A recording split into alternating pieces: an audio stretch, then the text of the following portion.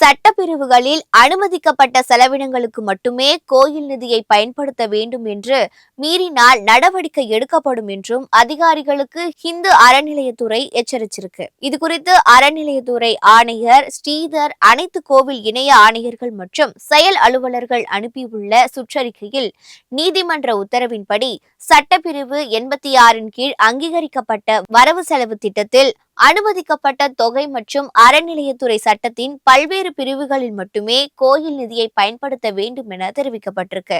இதுபோக இருப்பில் உள்ள கோயில் நிதி மற்றும் உபரி நிதியை பயன்படுத்தி கட்டடங்கள் கட்டும்போது அறநிலையத்துறை சட்டப்பிரிவுகள் 35, 36, 36A, 36B மற்றும் 66 ஆகியவற்றில் தெரிவிக்கப்பட்ட நோக்கத்திற்கு மட்டுமே பயன்படுத்த வேண்டும் என்றும் அதை மீறி செயல்படும் கோவில் அதிகாரிகள் மீது சட்ட விதிகளின்படி நடவடிக்கை எடுக்கப்படும் என்றும் எச்சரிக்கை விடுத்திருக்கு. சென்னை கந்தக்கோட்டம் கோவில் கட்டுமானங்களை எதிர்த்து உயர்நீதிமன்றத்தில் தொடரப்பட்ட வழக்கை தலைமை நீதிபதி MM ஸ்ரீவஸ்தவா, நீதிபதி அருள்முருகன் ஆகியோர் இடம்பெற்ற அமர்வு விசாரிச்சிருக்கு.